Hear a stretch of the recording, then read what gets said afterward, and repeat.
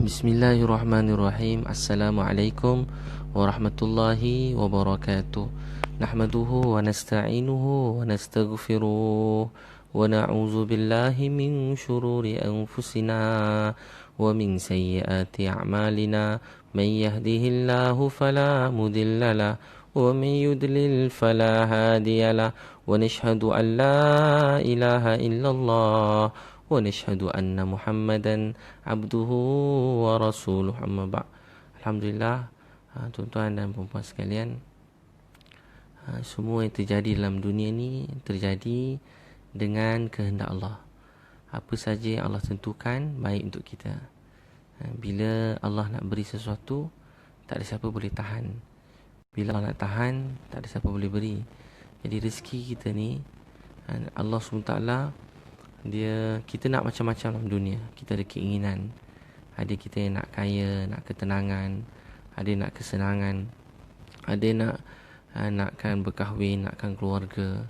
Kita nak macam-macam dalam dunia. Tapi apa yang kita nak ni semuanya dalam genggaman dan kekuasaan Allah SWT. Allah boleh beri kepada siapa yang dia nak.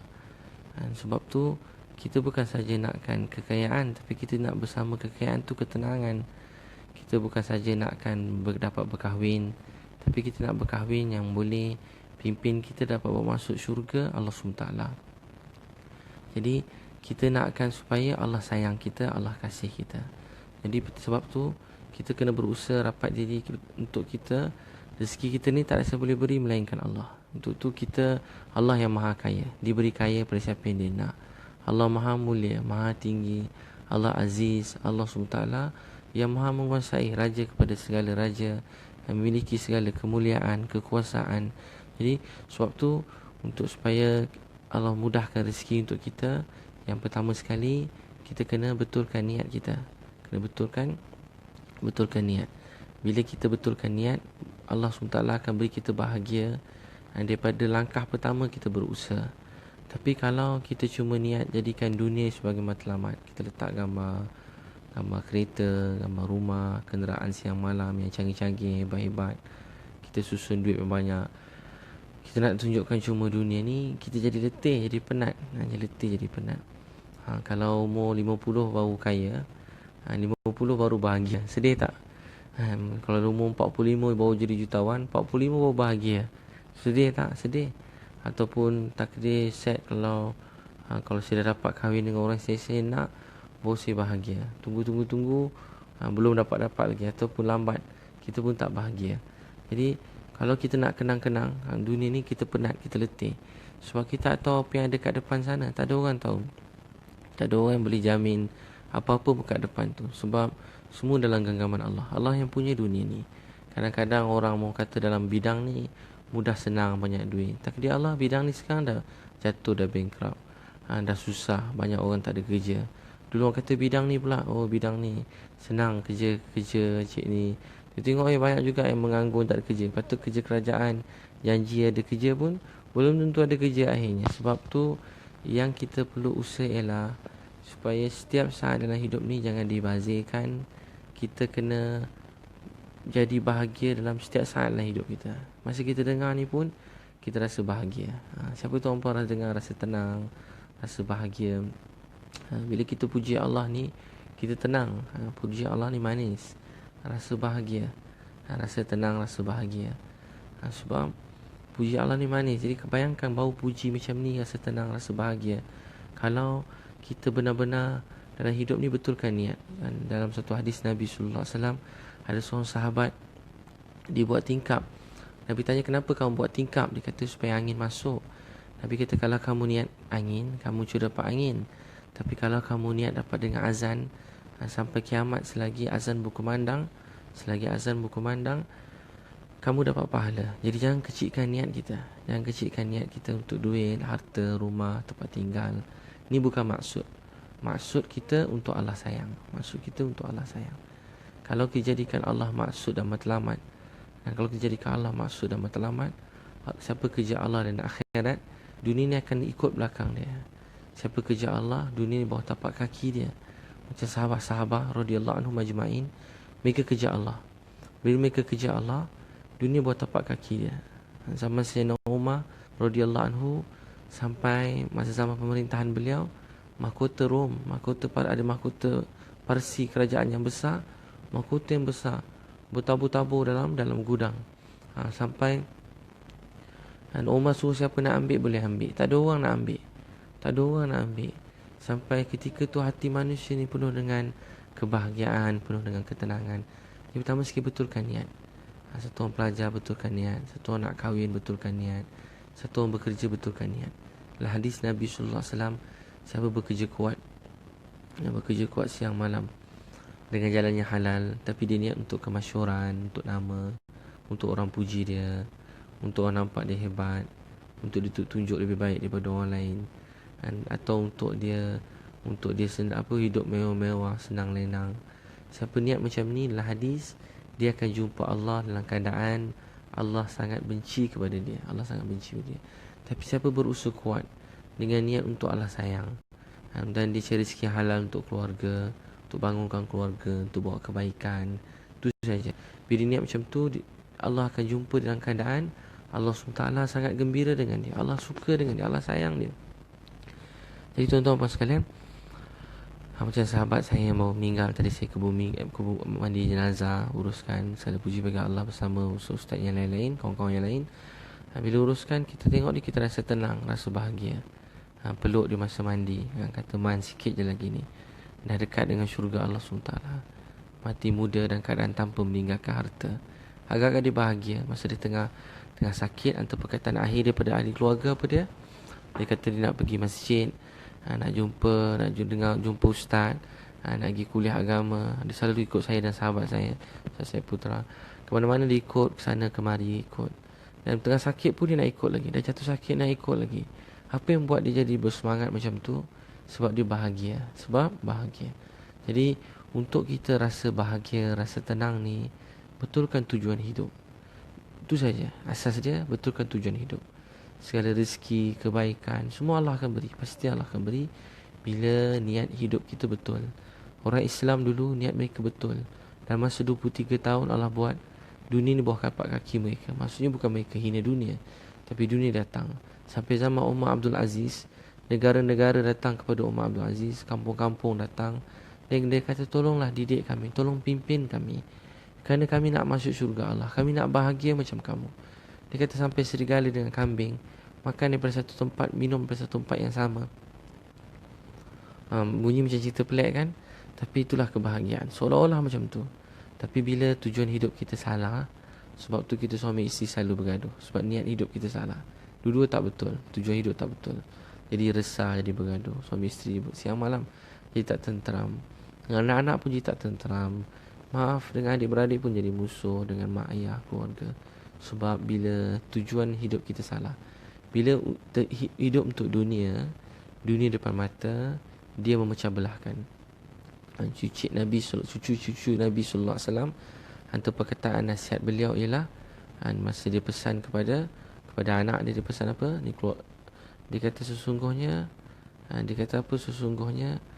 dunia ni, kuasa pemerintahan memecah belahkan.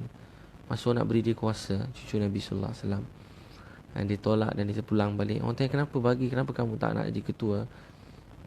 Maka apa kata beliau? Dunia ini, Sayyidina Ali pesan pada anak dia, dunia ini dia memecah belahkan. Maaf, apa saja, harta, kuasa, pemerintahan, dia buat manusia ni berpecah belah. Manusia tak boleh satu hati. Tapi dia kata dengan khilafah ni, manusia bergaduh. Untuk dunia ni manusia bergaduh. Kuasa, pangkat, nama, kemasyhuran, puji-pujian manusia, kehebatan, kemegahan, dia mesti pecah belah. Walaupun suami isteri jadi pecah belah. Dengan anak sendiri boleh jadi bergaduh, dengan ayah sendiri boleh bermusuh. Tapi dia kata dengan nubuwah, dan kata Sayyidina Ali, dengan nubuwah dia menyatukan. Dengan nubuwah menyatukan. Apa nubuwah? Dengan kenabian. Bila Rasulullah SAW datang, dunia boleh bersatu. Sebab hidup Nabi hanya untuk Allah sayang, dan dia ajar semua manusia hidup hanya untuk Allah sayang. Jadi kita pun tak faham. Orang-orang yang saya selalu sebut, orang yang resah, gelisah, tak ada tujuan hidup, niaga tak jadi, kahwin pun tak jadi, apa dia buat semua tak jadi, dia balik kampung kecewa. Nabi SAW kata, nak tak aku beritahu kamu Satu kalimah yang dengan kalimah ini kamu akan bahagia, kamu akan tenang, kamu akan berjaya, kamu akan dimuliakan. Dunia akan tunduk bawah tapak kaki kamu. Dengan satu kalimah ni, seluruh dunia ni Allah akan tundukkan. Allah akan beri kamu apa saja kamu nak. Dia pun heran, kita buat macam-macam. Kamu kata satu kalimah, Nabi kata cuma satu kalimah. Apa kalimah tu? La ilaha illallah Muhammadur Rasulullah. Betulkan tujuan hidup kita, tiada Tuhan melainkan Allah. Tiada tujuan hidup saya yang lain melainkan Allah SWT. Apa yang Allah takdirkan dalam hidup saya ni sempurna, cantik, indah, tak ada kekurangan. Itu pertama sekali, betulkan niat. Yang kedua, untuk supaya jemput rezeki dalam kehidupan ni, kita kena banyak memberi. Bila kita memberi, Allah sayang. Bila kita suka memberi, Allah sayang. Sayyidina Ali radhiyallahu anhu beri terdengar satu kata 3 biji, satu kisah sebiji apple, baru nak makan, mengidam. Tengah jalan ada orang minta. Dia ambil apple tu, dia kerat duk, bagi separuh. Ada minta lagi separuh. Sampai rumah, Fatimah tanya mana, dia pun senyap. Dia kata tadi ada orang datang bagi 9 biji apple. Dia kata pai 9, patut 10. Sayyidina Ali kata macam mana abang tahu 10? Orang tu baru nak bagi kita. Dia kata aku dengar Nabi SAW ajar, siapa beri 1, Allah balas 10. Siapa beri 1, Allah balas 10. Tak patut ada 9. Saya dah try banyak kali dah. Saya sobi tuan-tuan, masa amal tu ikhlas lah. Tapi dah cerita ni mungkin kurang ikhlas lah. Saya pergi dekat Senai kan, airport Senai Johor Bahru. Tiba ada orang, sampai ringkaskan, ada orang susah. Saya bagi RM20, RM20. Tiba habis saya ceramah, program kursus sehari, bagi motivasi. Itulah kerja saya. Tiba-tiba ada orang bagi saya duit raya untuk anak. Saya tak ambil duit derma, sedekah, saya tak ambil. Biasa macam tu saya tolak. Tapi hari tu orang bagi, dia kata duit raya untuk anak saya. Saya pun ambil, ada 2 envelope duit raya. Saya naik flight, dia orang belikan tiket flight. Masa saya balik ke KL, dalam flight saya buka duit tu. Dan dompet saya tak ada duit lain. Saya tengok-tengok, ada 200, lepas tu ada 200 kan. Ada 200. Tadi RM20 saya bagi. Tiba-tiba ada dua anak, 200. Lepas tu tak buka lah envelope anak tu, tapi buka juga kan, tengah susah-susah. Jadi tuan-tuan dan puan sekalian, bila kita beri 1, Allah balas 10. Ada seorang kawan saya daripada airport Karachi nak balik, dia ada RM100. Ada RM100. Tiba-tiba dia ingat beri untuk Allah sayang. Kita dengan Allah ni memang saja nak tunjuk. Kita buat kebaikan memang nak menunjuk ke Allah. Dengan penuh rendah diri, ya Allah, ni sikit saya buat, saja nak tunjuk ke Allah. Kita kan kadang-kadang kan, kalau solat, biasa ustaz kata tiba-tiba tengah buat sesuatu, ada yang mertua kat sebelah. Jadi cara jalan pun lain sikit. Baru nak minang anak orang tu, cara bercakap pun lain sikit. Kita biasa bila buat apa-apa, tiba bos datang. Tadi type, mungkin sambil type mungkin terklik Facebook. Bos datang tu tak klik Facebook dah. Type laju, kemas kerja. Sebab rasa ada orang tengok. Kita handphone seorang-seorang senyum. Bila orang tengok, kita kawal senyum. Nak ketawa pun kita agak-agak ketawa, sebab orang tengok kita. Jadi kita penat fikir apa orang kata kat kita, hidup kita ni. Tapi fikir apa yang Allah nak pada saya, apa Allah mahu daripada saya. Kita tunjuk pada Allah. Kita bersedekah bukan nak tunjuk kepada orang, kita sedekah untuk tunjuk pada Allah. Kawan saya tadi ada RM100, emergency keluarga sakit, dia sedekahkan RM100. Duit tiket tak cukup RM100. Datang satu orang bagi dia RM1,000. Bagi dia RM1,000. Bila dapat RM1,000, dia dapat RM1,000. Dia pun kenapa duit ni? Dia kata ustaz pernah ceramah tempat saya, ni hadiah seguah hati tu. Saya tak apa, dia ambil juga RM1,000. Jadi dapat tiket balik kampung, boleh jumpa mak ayah dia yang sakit, ayah dia yang sakit. Tuan-tuan dan puan sekalian, bila kita beri 1, Allah beri lebih. Allah beri rezeki datang. Musibah yang patut datang tertangguh.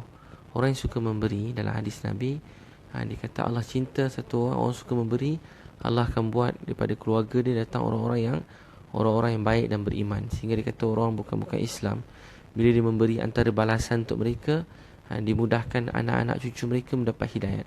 Jadi kalau kita suka memberi, anak-anak kita menjadi orang yang baik-baik. Kalau kita suka kedekut, walaupun kita solat, dalam hadis Nabi SAW, ulama-ulama bincang antara orang yang ahli ibadat kedekut, Mullah Zakaria ceritakan, ahli ibadat kedekut dan orang biasa yang jahil, mungkin kurang ibadat tapi dia pemurah, mana lebih disayangi oleh Allah?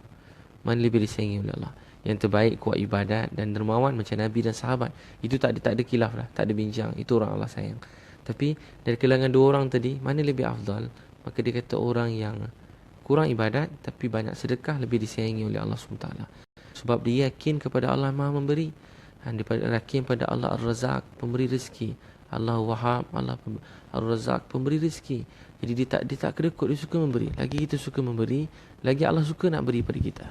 Lagi kita suka beri pada orang, lagi Allah suka beri pada kita. Jadi belajar memberi. Kalau sakit, sedekah. Kalau susah, sedekah. Banyak memberi. Memberi membuat Allah SWT menyayangi kita. Itu kedua. Dan betulkan niat untuk Allah sayang. Jangan letak dunia sebagai matlamat. Jangan kecilkan nilai kita. Nilai kita yang redha Allah. Nilai kita bukan pujian orang. Diri kita, harga diri kita bukan pada pujian orang. Semua orang puji kita tu bukan harga diri kita. Harga diri kita, apa pandangan Allah kepada kita. Itu pertama. Jangan buat untuk orang. Jangan buat untuk dunia, untuk kuasa, untuk harta benda, untuk glamour, untuk dunia. Sebab semua ni akan hancur, binasa. Tak ada apa-apa dah. Ramai orang lagi terkenal daripada kita, juta-juta orang dah mati dah. Dia tengah kena soal dalam kubur. Atas setiap apa yang dia cakapkan, atas setiap apa yang dilakukan dalam dunia, dia sedang ditanya, apa tujuan kamu buat? Jangan buat untuk orang sayang. Jangan buat untuk orang sayang. Dulu kita tak ada apa pun. Allah beri apa yang kita miliki hari ini. Apa yang kita ada, Allah yang beri. Jadi, masihkah kita rasa nak fikir orang kata atau nak fikir apa yang Allah kata? Bila kita susah, semua tak peduli kita. Kita nangis, ya Allah tolong saya. Ya Allah tolong dengar saya. Ya Allah tolong pandang saya. Ya Allah kesian saya. Ya Allah tolong saya, pandang saya, kesian saya. Kita merayu orang sana sini. Lagi kita merayu, lagi orang menyampah benci kita. Tapi kalau kita merayu kepada Allah SWT, Allah mendengar. Ya Allah tolonglah saya. Ya Allah tolonglah saya. Kita jaga solat tu. Bila kita jaga solat, Allah jaga kita. Waktu berjemaah, terutamanya solat subuh berjemaah. Orang jaga solat subuh ni orang Allah, Allah jaga dia. Siapa mulakan hidup dengan subuh hari, sepanjang hari itu Allah jaga dia. Di dalam jagaan Allah. Abu Bakar Siddiq sebelum meninggal dunia, sebelum wafat dia kata apa? Sebelum meninggal dunia, dia pesan antara perkataan dia jaga solat subuh. Orang subuh dia orang Allah, Allah jaga dia. Dia jaga solat waktu. Zuhur kat masjid, asar kat masjid, maghrib kat masjid, isyak kat masjid. Mak-mak, ibu-ibu, kakak-kakak galakkan suami pergi masjid. Galakkan anak lelaki pergi masjid.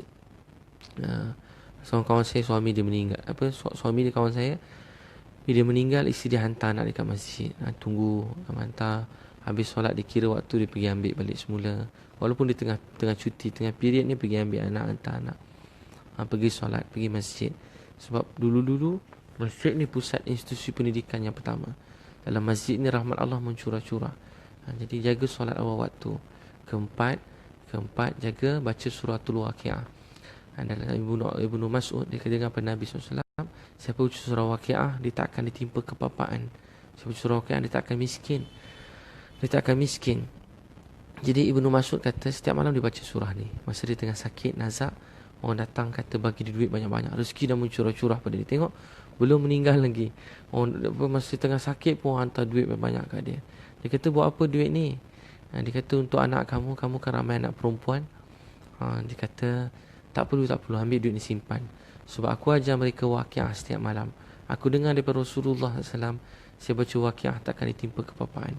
Kalau kita tengok mana Waqiah, cerita tentang akhirat, kita tengok pun kita nangis. Tengok surah Waqiah, tengok mana je hati jadi luas. Sebelum dapat jadi kaya, hati kita kena kaya. Tumpah agak-agak orang-orang kaya yang bahagia. Kaya tak bahagia pun ramai. Fir'aun, Qarun, Haman. Tapi tiba-tiba tengok orang-orang kaya yang bahagia. Sebab apa mereka bahagia? Adakah mereka bahagia masa kaya? Kalau mereka bahagia masa kaya, mereka bukan orang yang bahagia. Orang bahagia ni, dia bahagia daripada umur dia mula-mula dapat Islam. Umur dia daripada mula muda-muda dulu, dia dah belajar Islam. Amal sunnah Nabi, dia dah bahagia dah.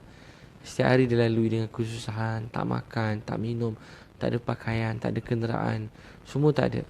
Tapi orang marah dia, orang tak dengar cakap dia. Masa tu dia dah bahagia dah. Masa tu dah bahagia.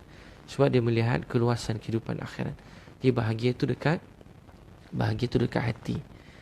Bahagia ni bukan pada zahir. Ada orang zahir kaya, hati sempit, tak bahagia. Dengan anak-anak marah 24 jam. Dengan isteri marah 24 jam. Dengan suami marah, dengan ayah marah, dengan mak marah, dengan adik-beradik musuh. Sebab dia miskin. Mungkin rumah dia macam istana, tapi hati dia miskin. Hati dia miskin.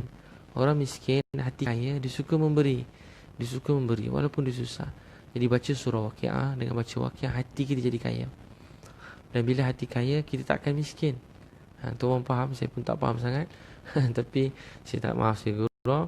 Maksudnya bila kita baca surah Waqiah, Allah SWT akan luaskan hati kita. Allah SWT akan beri kita bahagia. Jadi setiap malam baca surah Waqiah. Ada madrasah saya tengok dekat Jerantut, ada orang alim, madrasah Maulana Johari, Maulana Hilmi, dekat Jerantut. Setiap malam dia minta pelajar dia baca suratul Waqiah. Setiap malam dia minta pelajar dia baca suratul Waqiah. Setiap malam saya tengok anak-anak semua baca. Apabila baca Waqiah, dia keluar dah siap roti dah susun dalam bekas tempat tu. Dah lama tak tahu sekarang macam mana. Kat luar tu ada tempat roti, semua makan pelajar-pelajar. Jadi ajar anak kita baca suratul Waqiah. Ajar anak kita baca suratul Waqiah. Baca makna dia. Cerita syurga, cerita neraka, keindahan syurga. Ada jumpa saya, ada selalu muka dia cacat, ada ujian cacat. Dia rendah diri. Saya kata, dek, setiap malam baca surah Waqiah. Dan kalau adik sempat tengok makna dia. Dia hari-hari dia nangis. Jadi murung. Sebab muka dia teruk, dia murung. Macam-macam muka dia, macam-macam lah ujian. Dia baca surah Waqiah. Lepas baca surah Waqiah, dia jumpa saya. Hati dia dah tenang, hati dia bahagia. Seminggu je baca surah Waqiah, muka tak cantik rasa tenang. Sebab cantik tu kat hati. Muka cantik pun esok kahwin seorang je boleh kahwin pun. Maaf saya kata, handsome macam tu kahwin seorang je. Lepas tu nak buat apa sangat, sakat tu je. Orang handsome macam mana tengok hari tengok pun dia jadi biasa. Tapi kalau hati cantik, 24 jam nampak cantik. 24 jam nampak cantik. Orang dalam dunia ni semua suka yang zahir cantik, nampak cantik. Tapi akhirnya yang paling mahal ialah hati yang cantik, hati yang luas. Jadi baca surah Waqiah. Jadi baca surah Waqiah setiap malam. Baca surah Waqiah setiap malam. Yang keempat, yang pertama niat. Yang kedua banyak sedekah. Ketiga solat awal waktu, berjemaah kat masjid. Keempat baca surah Waqiah. Yang kelima baca surah duha. Solat duha. Setiap hari solat duha. Bila kita solat duha, dalam hadis Nabi, siapa buat 2 rakaat, Allah SWT akan keluarkan daripada senarai orang lain. Hadis yang lain, Allah guraukan dosa dia macam buih dalam laut. Hadis yang lain, siapa buat 2 rakaat duha, tanda dia mensyukuri bagi setiap anggota sendi dia. Dalam badan dia ada banyak sendi. Nabi kata, saya Muslim dia ceritakan, ada 360 sendi, ada banyak sendi, dan dia tanda dia bersyukur setiap sendi. Nabi kata sedekah satu-satu. Kalau kita sedekah satu, dapat satu, sedekah satu sendi. 360 setiap pagi, 360 setiap petang kena sedekah. Tapi siapa buat solat sunat duha 2 rakaat, tanda dia berterima kasih atas setiap kebaikan yang Allah buat pada dia. Ya Allah, terima kasih sebab lahirkan kami dalam dunia ni. Ya Allah, terima kasih sebab bagi rezeki pada kami daripada dulu sehingga hari ini. Ya Allah, terima kasih sebab beri kami melihat. Ya Allah, terima kasih beri kami mendengar.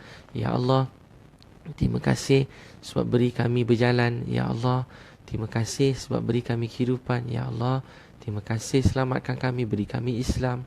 Ya Allah, terima kasih beri mak ayah kami Islam. Ya Allah, terima kasih beri keluarga kami Islam. Ya Allah, terima kasih sayang kami daripada dulu sehingga hari ini. Ya Allah, terima kasih sayang kami daripada dulu sehingga hari ini. Jadi solat sunat duha 2 rakaat. Paling kurang. Dia kata siapa buat 8 rakaat, dia jadi orang qanitin. Orang macam Nabi, sahabat, doa makbul. Dia paling kurang buat 8 rakaat. Terbaik buat 8 rakaat. 12 rakaat dapat 1 mahligai dalam syurga. 2 rakaat beri salam. Salah je solat sunat duha. 2 rakaat kerana Allah Ta'ala. Baca Fatihah, surah apa-apa, Qul Allah ke. Rakaat kedua Fatihah, Qul Allah. Dan beri salam. Tapi akhir beri salam. Buat lagi 2 rakaat. Saja aku solat sunat duha 2 rakaat kerana Allah. Buat lagi 2 rakaat. Tak lama pun, mungkin 10 minit, 15 minit je 2 rakaat, ringkas. Buat 8 rakaat duha. Dan juga seterusnya jaga solat sunat tahajud. Orang bangun tahajud ni, dia kata Allah beri rezeki. Wa'mur, Nabi selalu bangun malam, Sayyidina Umar bangun malam baca Al-Quran tentang rezeki. Wa'mur ahlaka bis-salah wastabir 'alaiha La nas'aluka rizqa nahnu narzuquka wal aqibatu littaqwa. Perintahkan ahli keluarga kamu dirikan solat. Jadi kalau semua ahli keluarga kita bangun dirikan solat, rezeki untuk keluarga kita mudah. Nah, kalau rezeki susah, mungkin sebab kita tak ajak isteri kita solat. Mungkin suami kita belum solat, kita tak risau, tak ajak dia. Mak ayah kita solat, kita doa untuk dia. Sayang, jangan benci, sayang. Bangunkan mereka dengan kasih sayang. Jadi Nabi perintahkan ahli keluarga kamu dirikan solat. Kami tak minta rezeki pada kamu, bahkan kami beri rezeki pada kamu. Bangun malam. Rasulullah SAW selalu ajar begitu. Dan juga kalau ada masalah dalam perniagaan, dalam menentukan apa-apa kita nak rezeki ni, jodoh, anak, sebagainya, ketenangan, ada musibah datang, apa buat? 2 rakaat solat. 2 rakaat solat. Buat 2 rakaat solat. Kemudian doa dengan Allah. Nabi kata dalam hadis, siapa ada hajat dengan Allah atau hajat dengan manusia atau siapa saja, Nabi ajar dirikan 2 rakaat solat sunat hajat. Jadi dirikan solat sunat hajat 2 rakaat kerana Allah. Dirikan solat sunat hajat 2 rakaat. Minta dengan Allah. Sahabat Nabi balik rumah, rumah tak ada makanan, balik perang, balik berdakwah. Dia pergi masjid solat sunat 2 rakaat. Dia balik rumah tak ada lagi, tak ada makanan. Dia pergi masjid. Kalau kita pergilah kerja, dia nak kerja apa bawa balik. Nak kerja apa tiba-tiba buat 2 rakaat. Dia buat 6 rakaat. Dia balik, dia tengok mesin pengisar gandum berputar sendiri dan gandum tak keluar berhenti, tak berhenti-henti keluar. Dan dibuka tempat nak isi gandum tu, proses gandum tu, sebelum jadi tepung tu dibuka. Tengok-tengok, kalau kita padi, kalau keluar kat sana ni beras, macam itulah agaknya.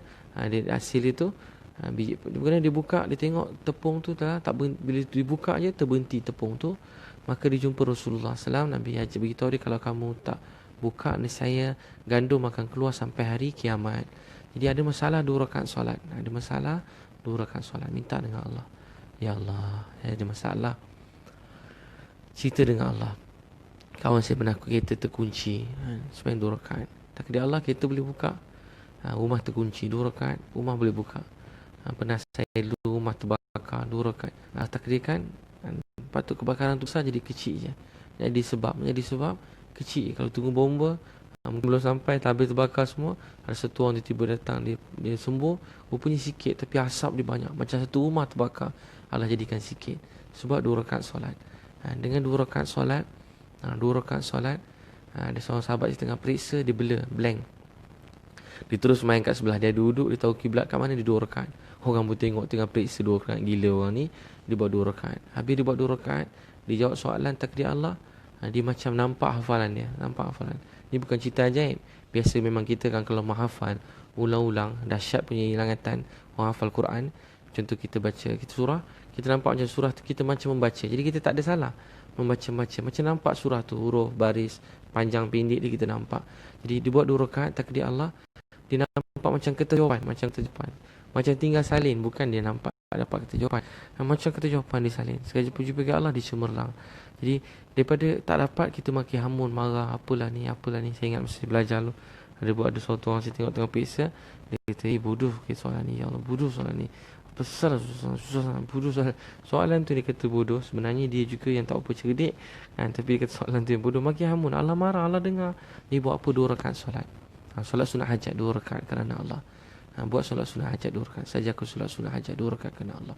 Sebelum apa-apa, sebelum pergi hospital, 2 rakaat. Cepat-cepat, bukan nak suruh sembahyang hajat tak pergi hospital, tak. 2 rakaat minta, ya Allah mudahkan. Sebab semua dalam genggaman Allah. Tapi kita tak mahu percaya. Tapi akhirnya apa? Akhirnya pun esok doktor akan cakap ni, kita serah pada Allah SWT. Kita pun tak boleh buat apa dah. 90% tak nampak jalan, tapi Allah je, doa lah, mudah-mudahan. Nampak? Akhirnya doa juga. Tapi kita suka last ke doa. Jangan, doa dengan Allah dulu. Kita kalau ada isteri, tiba isteri kita minta dengan orang, cerita ke orang, kita tak suka kan? Sama juga Allah SWT, Maha suci Allah daripada sama kita. Tapi Allah Maha tinggi, Maha mulia, Maha hebat. Kita tak layak dapat semua tu. Tapi Allah suka bila orang ada masalah, minta dengan dia dulu. Nabi SAW ajar, bila ada masalah, minta dengan Allah SWT. Ada masalah, minta dengan Allah. Nak kahwin, minta dengan Allah. Satu orang buta nak kahwin. Saya pernah ceritakan, satu orang buta nak kahwin. Dia pun dia doa, bapak dia pun dia kata, ayah nak kahwin, dia ngajar madrasah buta. Ayah saya nak kahwin lah. Dia pun bersalah, mana nak cari orang buta, kawasan ni tak ada, daerah kita tak ada orang buta macam kau. Bapak dia pun sembahyang, anak dia pun sembahyang hajat. Takdir Allah, lepas dia sembahyang hajat, malam tu, dia esok pagi dia beritahu ke ayah dia. Setiap malam dia sembahyang hajat. Dia beritahu kat ayah dia, ayah tolong minang anak ujung kampung tu, kampung sebelah. Dia sebut nama orang tua. Dia kata, ya Allah, gila ke apa kau ni? Orang tu orang terkenal, orang hebat, ulama yang terkenal, kaya pula, anak dia cantik-cantik, semua wajah cantik. Kamu nak minang anak dia? Dia kata, ayah tolonglah pergi. Dia nangis-nangis merayu kat ayah. Ayah dia pun pergi. Ayah dia malu, tak apalah, demi kau bapak pergilah. Ni mak ayah. Dia pun pergi. Dia minang-minang sekali. Ditanya pada keluarga tu terkejut anak yang buta tu nak minang anak dia. Sekali takdir Allah, wanita tadi wanita yang salihah. Dia pun malam tu mimpi ada takdir Allah sejuk hati, dan dia beritahu kat ayah dia. Daripada mimpi tu dia beritahu kat ayah dia, ayah, saya mimpi supaya terima cinta daripada orang buta ni. Dia takdir Allah, mereka pun berkahwin dan mereka bahagia. Ia tak ada apa yang mustahil di sisi Allah. Kita boleh minta siapa yang kita nak minta, tapi ya Allah, sebut juga, ya Allah, kalau ini baik untuk saya, agama saya, hidup mati saya takdirkan. Tapi kalau tak baik untuk agama, dunia, akhirat, ya Allah jauhkan. Macam tu doa. Doa apa-apa last sekali sebut juga, ya Allah, kalau ini baik untuk agama saya, untuk hidup mati saya, takdirkan. Tapi kalau tak baik untuk agama, dunia dan akhirat, jauhkan.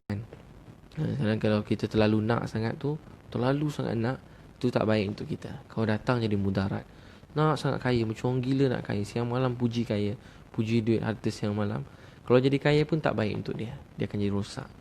Hari kata dengan duit boleh tolong orang, hari duit boleh tolong orang, duit boleh tolong orang. Hari sebut. Kalau kaya pun belum tentu. Jadi cakap pada, wahai Allah, masa saya susah pun saya nak tolong orang. Kalau kau izin rezekikan saya lebih pun, saya mudah-mudahan saya lebih suka untuk tolong orang lain. Macam tu. Jangan kata masa saya dah senang tu saya tolong orang. Sekarang belum lagi susah. Daripada miskin dah mula memberi. Cinta untuk memberi. Cinta untuk memberi. Jadi tuan-tuan dan puan sekalian, minta pada Allah SWT. Ada masalah, minta pada Allah. Ada kawan-kawan saya kadang dia nak sangat, terlalu nak kahwin ke nak apalah macam-macam. Jadi dia nak sangat. Saya malas sembahyang hajat, lapar rakaat nak kahwin. Nak kahwin lagi ke, dia pun sembahyang tak berhenti. Nak sangat, nangis siang malam. Jumpa saya resah, macam nak buat, kenapa orang tak faham, dia kata dengan saya. Jadi saya kata dekat dia, kalau kita terlalu nak ni, bawa-bawa bertobat dulu. Bawa-bawa bertobat dulu. Apa pun kita rasa terlalu betul di kita, bawa bertobat. Bawa apa? Bawa bertobat. Minta ampun dengan Allah. Ya Allah, maafkan saya. Macam mana saya boleh rasa keinginan saya betul? Keinginan saya betul? Tak, belum tentu betul. Apa yang Allah tentukan, apa yang Allah takdirkan, apa yang Allah jadikan, itulah yang betul. Itulah yang sebenar-benarnya. Itulah yang sebaik-baiknya. Jadi kalau terlalu nak, bawa istighfar, bertaubat. Nak sangat kahwin ni, nak dia juga, tak ada orang lain, nak tu juga, nak juga kahwin ni, taubat dulu, istighfar. Tak nak orang lain, nak ni, taubat banyak. Minta ampun pada Allah, bersihkan hati. Kita nak sangat apa yang kita nak. Ya Allah, kalau saya dapat dia, saya bahagia. Tak. Kalau saya dapat dia, belum tentu bahagia. Belum tentu bahagia. Beri bahagia ni Allah. Beri bahagia ni Allah SWT. Jadi kita istighfar, kita bertaubat. Istighfar, bertaubat. Nak sangat ni, nak juga sangat projek ni. Habis-habisan bodek orang ni. Nak sangat. Rasa macam ni. Dan kalau nak sangat tu, kita istighfar. Ya Allah, kalau ni baik untuk saya, takdirkan. Untuk agama saya, takdir. Kalau tak baik, jauhkan. Buat apa kita jadi ikut tapi dapat projek ni, tapi kita jadi hamba dia. Jadi hamba dia. Yang haram pun kita ikut. Ada orang kawan-kawan berniaga sampai terpaksa ikut orang tu minum arak, terpaksa buduk duit rasuah ambil, terpaksa jet orang yang salah. Dia buat benda salah, kita paksa betulkan apa dia salah. Dia buat benda yang haram, kita terpaksa betulkan apa yang haram. Ni projek apa-apalah, projek kerajaan ke apa kan, kadang kan kita pun sibuk jet apa-apalah, menteri ke apa, kita pun datang dekat, orang pun pujuk suruh pergi jumpa. Tak. Dulu, hari ni, selamanya yang jaga saya ialah Allah. Hidup kita tenang. Kita pun tak terikat pada orang. Kita pun tak jadi hamba orang. Kita nak Allah sayang. Kita nak Allah sayang. Salim bin Abdullah, cucu Sayyidina Umar, dia tengah tawaf. Raja datang kat dia. Bila raja datang kat dia, raja kata, kau nak banyak duit macam mana, beritahu aku bagi. Kalau kita macam mana, raja dulu pula bukan sikit-sikit punya kaya. Dia tak peduli kan. Raja marah dah. Orang kanan kiri raja marah. Tunggu sejak habis tawaf, panggil Salim. Wahai Salim, dia ulama besar. Kenapa kamu tak pedulikan? Raja panggil tadi. Kata cucu Sayyidina Umar ni, saya malu, saya tengah tawaf, saya tengah berurusan dengan Allah. Saya malu nak cakap dengan orang lain selain daripada Allah. Maka dia kata, tak apalah, sekarang kamu nak minta apa, minta. Apa hajat kamu semua aku beri. Salim tanya, hajat akhirat ke? Astaghfirullah, dunia lah, akhirat pun saya tak tahu, kata raja. Jadi kalau dunia tak perlu, sebab seluruh urusan dunia saya, yang takdirkan hidup saya ialah Allah SWT. Yang takdir hidup saya ialah Allah. Jadi kita ada hajat minta dengan Allah. Kita ada hajat minta dengan Allah SWT. So rezeki datang hidup kita, buat baik pada mak ayah, buat baik pada keluarga, isteri, pada suami. Ini rezeki mencurah-curah. Satu seorang dia hemat mak dia, rezeki dalam fadilat sedekah. Saya buat baik pada mak, diberi balasan segera. Buat buruk pada mak, diberi balasan segera. Semua orang buat baik pada mak. Saya selalu lihat orang yang selalu hemat mak ni, Allah beri mereka rezeki yang luar biasa, tak disangka-sangka. Siapa hemat mak sekarang dipilih adik-beradik yang paling banyak berhemat untuk mak, sebenarnya dia sedang Allah nak beri rezeki dia mencurah. Patutnya kita adik-beradik berebut. Dan fadilat sedekah diceritakan, dia paling miskin, dia hemat ayah dia, dan dikilangkan semua harta. Adik-beradik semua dapat harta, tapi bila takdir Allah, akhirnya bila bila ayah dia meninggal, dia paling miskin. Isteri dia marah dia sabar. Benda sekarang ceritakan, tapi akhirnya dia mimpi satu malam, itu ada 100 dinar kat satu tempat, pergi ambil. Dia tak pergi ambil. Kalau kita rezeki dah ni.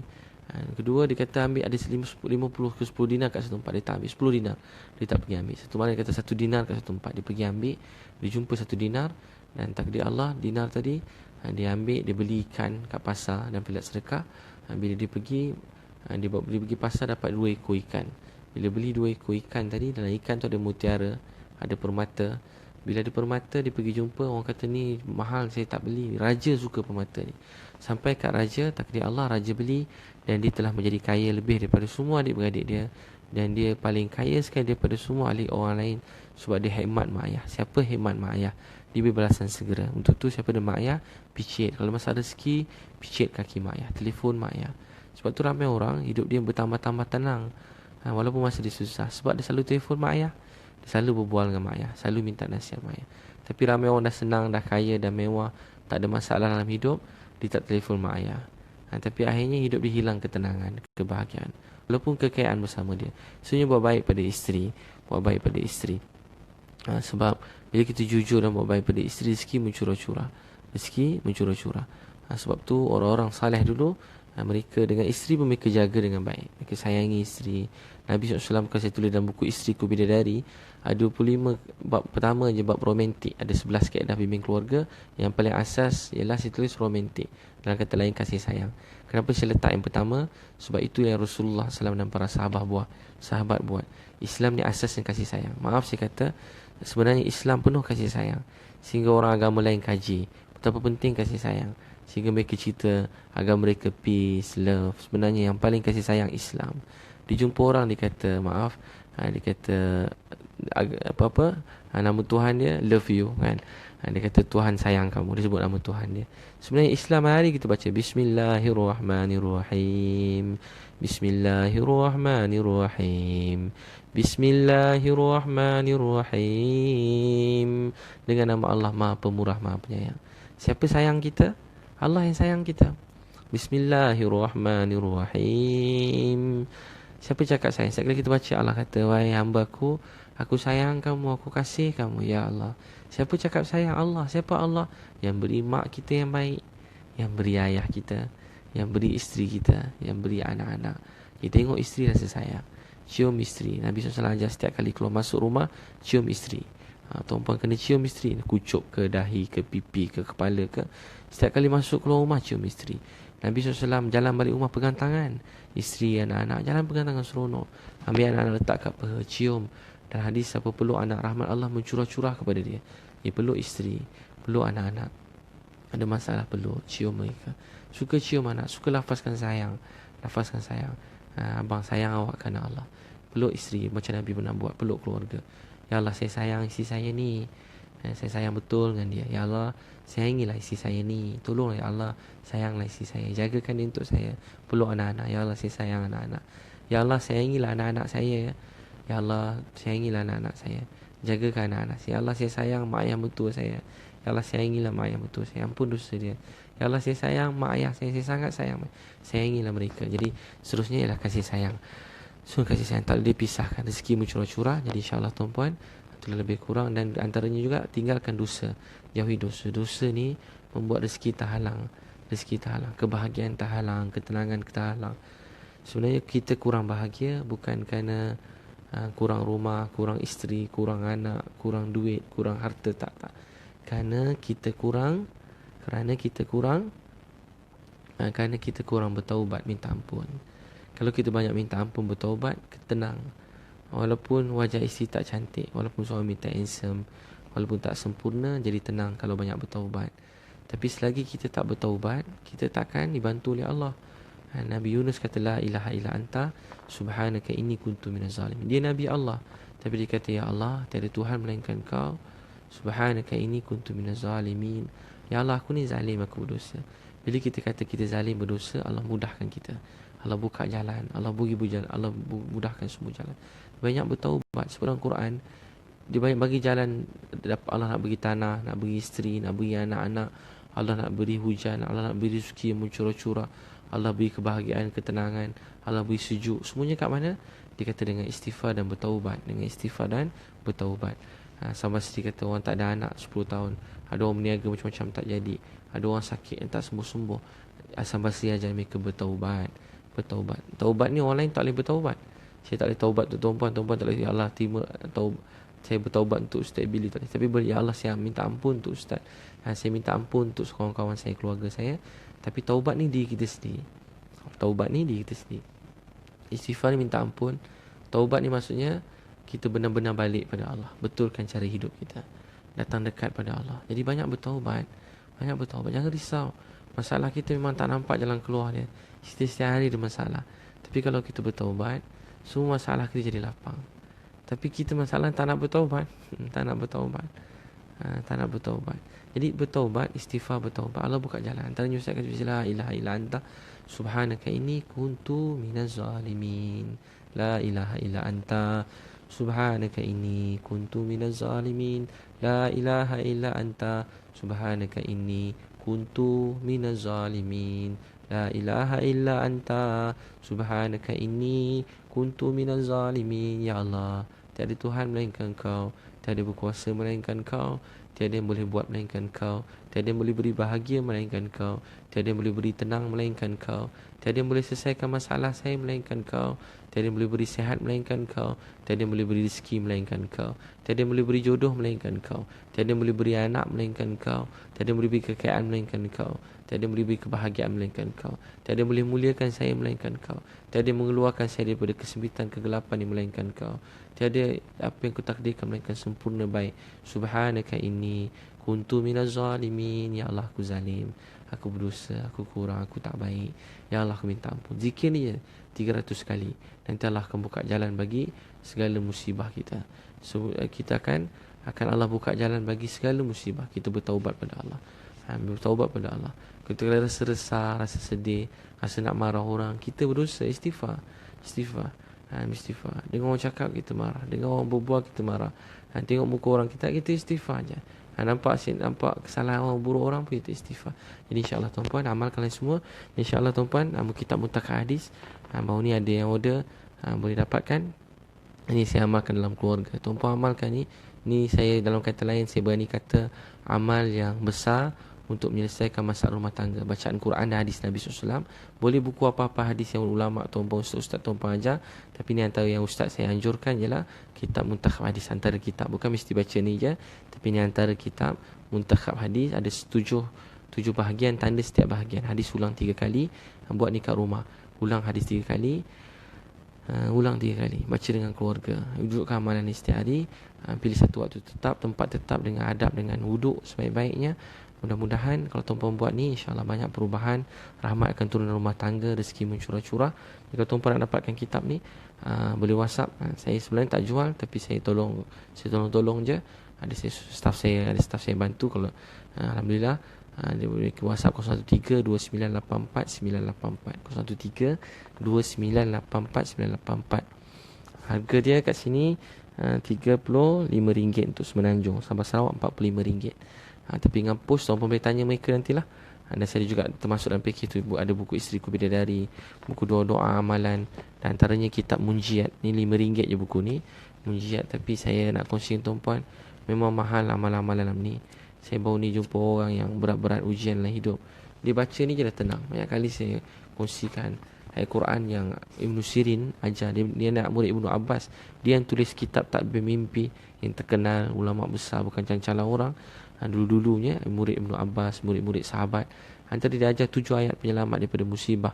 Qul la yusibana illa ma kataballahu lana huwa maulana wa 'alallah falyatawakkalul mu'minun. Tidak sekali-kali akan menimpa apa pun melainkan apa yang Allah takdirkan. Tak ada apa yang menimpa kita melainkan apa yang Allah takdirkan. Dialah Allah pelindung kami dan penyelamat kami. Dan dengan kepercayaan itu, hendaklah kita orang beriman bertawakal. Ayat kedua, saya kongsi sampai ayat kedua. Wa in yamsaskallahu bidurrin fala kashifa lahu illa hu wa in yuridka bi khairin fala radda li fadlihi yusibu bihi man yasha'u min ibadihi wa huwal ghafurur rahim. Jika Allah kenakan kau dengan bahaya, tak ada siapa pun dapat hapuskan bahaya itu melainkan Allah, melainkan Dia. Jadi jika Allah hendakikan untuk kamu kebaikan, tak ada siapa pun boleh halang kebaikan atau limpah kurnia Allah tu. Allah melimpahkan kurnia kepada siapa yang dikehendaki. Doa ni je kita rasa kasih sekalian. Boleh dapatkan buku WhatsApp 03298494. Dan tuan-puan, saya nak ajak tuan-puan datang keluarga sunnah. Alhamdulillah dah ramai, tapi masih ada ruang-ruang sikit-sikit ni. Bawa keluarga ramai-ramai. Saya mudah-mudahan jadi perhimpunan yang awam, yang umum untuk semua keluarga-keluarga kat Malaysia. Jadi amalan, dan saya pun berdoa supaya amalan ni, perkongsian ni antara penceramah Habib Ali Zainal Abidin, Ustaz Herianto, saya sendiri Habib Liu, Ustaz Abdul Rahman Liu, dan ada penceramah yang lain. Tuan-tuan boleh datang keluarga sunnah dan bercerita pasal antara slot dia tentang cinta di rumah Rasulullah, didik anak cara sunnah Nabi SAW. Jadi bawa keluarga datang, dan tuan-puan juga boleh sponsor orang-orang yang ada masalah keluarga, yang ada ujian. Bukan untuk orang ada masalah je, semua boleh datang. Yang nak kahwin, jadi amalan. Saya pun teringin supaya program ni jadi umum untuk semua orang. Kadang-kadang bayangkan nak kahwin sampai puluh-puluh tahun, tapi dengan ceramah pasal keluarga ni cuma sekali je khusus kahwin. Sekali tu je khusus kahwin. Lepas tu tak dengar-dengar dah, Masya Allah. Sedangkan yang lain semua hari kita belajar. TV cerita sama pun ulang-ulang tengok. Cerita sama pun ulang-ulang tengok. Tengok drama, tengok TV ni. Macam-macam, tak berhenti-henti. Apa lagi, belajar dunia pun siang malam belajar. Tapi keluarga orang tak nak belajar sangat. Tak nak belajar. Allahu Akbar. Macam mana sunnah Nabi SAW keluarga bahagia. Sebab tu dekat mesej Facebook, dekat mana-mana, ramailah bantu saya tolong jawab. Bukan seorang, ramai. Tak berhenti-henti orang tanya soalan. Beribu soalan setiap hari. Ratus soalan secara tepatnya. Cuma sekali beribu kalau seminggu tu. Ratus soalan setiap hari yang masuk dekat inbox, dekat email, dekat Gmail. Tak berhenti orang tanya soalan masalah keluarga. Sebab hilang tenang. Ada hampir ke semua masalah keluarga. Masalah keluarga ni masalah paling besar dalam dunia. Sebab tu anak-anak jauh pada agama, jauh pada solat. Jadi penting keluarga kita bukan saya nak bahagia dalam dunia, tapi nak pimpin tangan pasangan masuk syurga. Macam nak pimpin tangan pasangan masuk syurga? Masuk rumah pun tak beri salam dah. Masuk rumah pun main handphone, pegang phone 24 jam. Tak pandang muka keluarga, anak-anak. Anak pegang tangan boleh tepis. Tu biadab namanya. Anak pegang tangan kita tarik tepis tangan.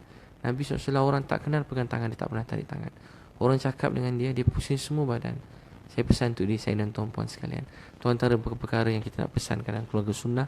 Tuan-puan bawa suami, bawa isteri, bawa mak ayah mertua, menantu, bakal menantu atau anak kita yang besar-besar, boleh datang keluarga sunnah di Matret KL, 4 Mac ni dekat dah. Minggu depan ni je. Minggu depan 4 Mac. Jangan terlepas, ajak ramai-ramai. Boleh daftar di sehari program tu 8 pagi sampai 5 petang. 8 pagi sampai 5 petang. Matret KL berbaloi, insyaAllah tuan-tuan datang jauh-jauh, banyak ilmu manfaat dapat datang, dapat jumpa ulama-ulama yang saya sendiri bawa, orang-orang yang saya sendiri teringin nak dengar daripada mereka, dan saya sendiri akan menyampaikan tambahan lah daripada mereka. Dan kita doa sama-sama untuk Allah beri bahagia. Jadi tuan-tuan boleh WhatsApp 017 3666 848, 017 3666 848, atau www.keluargasunnah.com. Dan tahun ni juga saya banyak buat program sekolah motivasi pelajar. Alhamdulillah banyak sekolah kita pergi, dan saya gembira melihat anak-anak, mak ayah, guru-guru pun mereka menangis, mengalirkan air mata. Dia kata kami pun merasa seronok, kami sini dapat belajar, dapat kesedaran, tambah perjuangan mengajar ni. Jadi mudah-mudahan Allah SWT terima kita. Dan tuan-puan menjelajah sekolah tu sedang berjalan, tuan-puan boleh hubungi kita juga 017 3666 848. Buku Muntakab hadis tadi boleh WhatsApp 0132984984. Amalan taklim dalam rumah yang selalu cerita ni, kitab yang selalu saya baca, ada 7 bahagian, tanda setiap bahagian, dan boleh amalkan. Dekat keluarga sunnah nanti saya akan kongsikan lebih panjang, saya jelas macam mana amalkan kitab ni. Mudah-mudahan Allah SWT terima kita. Wabillahi taufiq wal hidayah. Assalamualaikum warahmatullahi wabarakatuh. Tuan-tuan nak tanya apa-apa tak ada? Mudah-mudahan Allah SWT terima kita, Allah sayang. Lebih bahagia tuan-puan semua. Buku kecil tu pun sama dengan set tadi, boleh WhatsApp nombor 03-2984-984. Mudah-mudahan Allah terima kita. Wabillahi taufiq wal hidayah. Wassalamualaikum warahmatullahi wabarakatuh. Kita niat bangun tahajud lah. Hadis Nabi, siapa niat bangun tahajud, kalau tak terjaga, dia dapat pahala tahajud. Bangun-bangun dah azan subuh tu pergi masjid, dia dapat pahala subuh. Tapi niat pahala tahajud je dapat tahajud lah. Tapi siapa bangun tahajud, Allah beri mereka perkataan yang lembut, Allah beri hati yang lembut, Allah beri orang rasa sayang, anak-anak, suami, isteri jadi mudah, keberkatan datang. Kita niat paling kurang 2 rakaat tahajud. InsyaAllah kejut pasangan, suami isteri bangun kejut pasangan, bangun tahajud, Allah rahmati keluarga tu.